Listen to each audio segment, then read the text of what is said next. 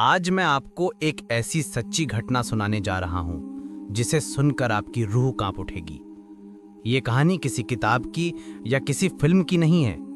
ये सच्ची घटना है जो कुछ साल पहले उत्तर प्रदेश के छोटे से गांव में हुई थी। गांव का नाम मैं यहां नहीं बता रहा क्योंकि आज भी वहां के लोग इस घटना को याद करके कांप जाते हैं। गांव छोटा था लेकिन अंधविश्वास बहुत गहरा था। वहां लोग मानते थे कि रात को किसी अजनबी की आवाज सुनकर जवाब नहीं देना चाहिए, खासकर अगर वो आवाज आपके कान के पास फुसफुसाती हो, क्योंकि वो आवाज किसी इंसान की नहीं बल्कि कर्ण पिशाचिनी की हो सकती है। उस गांव में एक लड़की रहती थी, सोनाली। उम्र होगी करीब 21 साल। पढ़ाई में तेज लेकिन बहुत ज्यादा अकेले रहने वाली। लोग कहते थे कि सोनाली परछाइयों से बातें करती है। कई बार उसे रात को अकेले कुएं के पास या शमशान के किनारे बैठे देखा जाता था। उसके घर वाले चिंतित रहते, लेकिन वो कहती, मुझे अकेले रहना अच्छा लगता है, मुझे कोई डर नहीं लगता। लेकिन असलियत ये थी कि सोनाली को बचपन से ही कुछ अजीब चीजें सुनाई देती थीं। कभी कोई नाम लेकर बुलाता, कभी कोई उसके कान में रहस्य फुसफुसाता। वह सोचती थी शायद उसका वहम है, लेकिन एक रात ऐसा कुछ हुआ जिसने उसकी पूरी जिंदगी बदल दी। वो सावन का महीना था। रात करीब 12 बजे होंगी। गांव में बिजली अक्सर चली जाती थी और उस रात भी पूरा इलाका अंधेरे में डूबा हुआ था। सोनाली अपने कमरे में अकेली लेटी थी। अचानक उसे लगा जैसे कोई उसके कान के पास आकर फुसफुसाया हो, सोनाली, क्या तुम मेरा नाम जानना चाहोगी? सोनाली झटके से उठ बैठी। कमरे में चारों तरफ देखा, कोई नहीं था। दिल जोर जोर से धड़क रहा था, लेकिन तभी वही आवाज फिर आई, और इस बार और साफ। मुझे जवाब दो सोनाली, क्या तुम मेरा नाम जानना चाहोगी? उसने डरते डरते पूछा। कौन हो तुम? कमरा अचानक ठंडा हो गया, जैसे किसी ने बर्फ की हवा छोड़ दी हो, और आवाज हंसते हुए बोली, मैं वही हूं जो सब जानती हूं। मैं कर्ण पिशाचिनी हूं और अब तुम मेरी हो। उस रात के बाद से सोनाली बदल गई। उसकी आंखें गहरी हो गईं, चेहरे पर एक अजीब सा पीलापन। वो रात रात भर जागती और कई बार खुद से बातें करती। गांव के लोग डरने लगे। एक दिन पड़ोस की औरत ने बताया कि सोनाली को कुएं के पास किसी अदृश्य चीज से बात करते देखा, और उसके कान के पास जैसे कोई साया खड़ा था जो उसे कुछ सुना रहा हो। धीरे धीरे उसकी हालत बिगड़ने लगी। उसके घर वालों ने कई तांत्रिक बुलाए। एक तांत्रिक ने कहा, यह कर्ण पिशाचिनी का शिकार हो चुकी है। ये आत्मा तब तक पीछा नहीं छोड़ेगी जब तक इसे किसी की बलि ना मिले या ये खुद आत्मा का रूप न ले ले। ये सुनकर सबके पैरों तले जमीन खिसक गई। सोनाली के कानों में दिन रात फुसफुसाहटें गूंजती रहती हैं। अपने घर वालों को मार दो, वो तुम्हें रोक रहे हैं। आग जलाओ, खून बहाओ, तब तुम आजाद होगी। धीरे धीरे सोनाली इन आवाजों को मानने लगी। उसकी आंखों में खून उतर आता और रात को वो घर वालों के कमरे के बाहर खड़ी मिलती। एक बार उसकी मां ने देखा, सोनाली आधी रात को अपने छोटे भाई के गले पर चाकू रखे खड़ी थी, लेकिन जैसे ही मां चिल्लाई, सोनाली बेहोश होकर गिर पड़ी। अब घर वाले पूरी तरह टूट चुके थे। गांव के लोग कहने लगे, इसे गांव से निकाल दो, नहीं तो सब पर आफत आएगी। लेकिन सोनाली के पिता ने हार नहीं मानी। वो सोनाली को लेकर शहर गए, एक बड़े तांत्रिक के पास। तांत्रिक ने सोनाली को देखते ही कहा, यह अब इंसान नहीं रही, आधी आत्मा बन चुकी है। अगर इसे तुरंत रोका ना गया तो यह खुद कर्ण पिशाचिनी बन जाएगी और तब इसका शिकार पूरा गांव होगा। लेकिन कहानी यहां खत्म नहीं होती।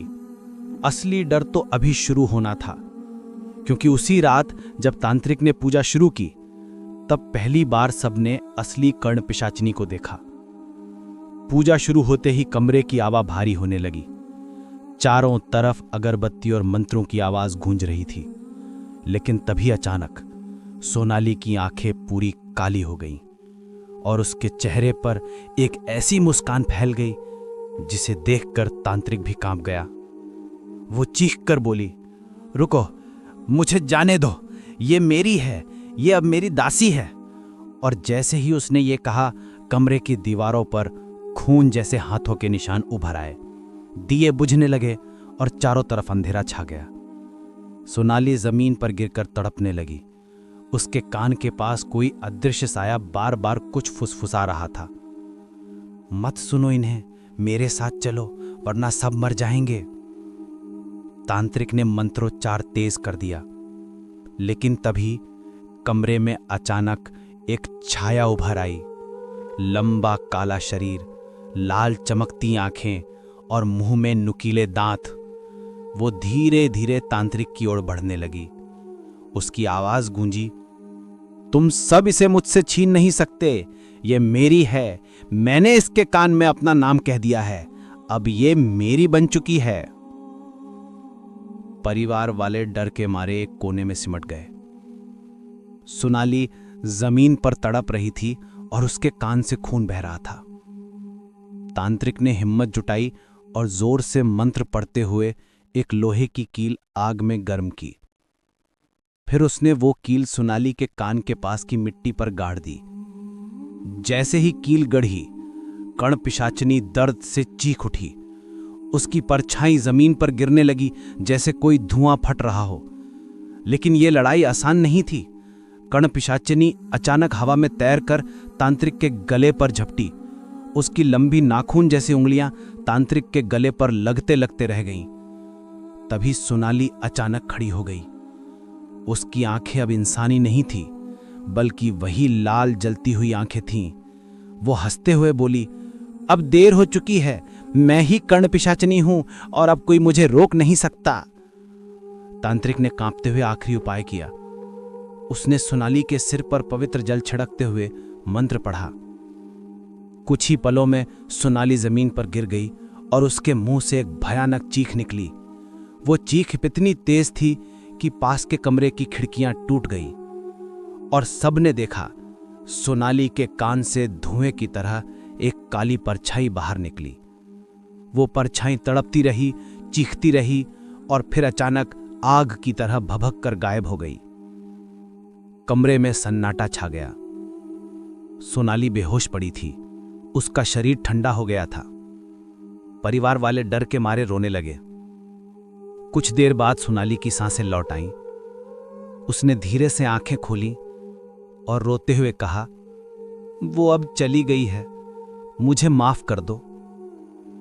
लेकिन कहानी यहीं खत्म नहीं हुई।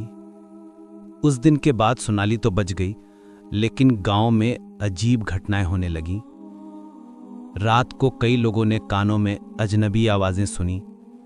कभी कोई अपना नाम बताता, कभी कोई मरने का रहस्य पूछता। और कहते हैं वो गांव का वो कुआं जिसके पास सोनाली को अक्सर देखा जाता था, वो आज भी शापित है। रात को अगर कोई अकेले वहां जाए तो उसे कानों में कोई धीरे से फुसफुसाता है, क्या तुम मेरा नाम जानना चाहोगी?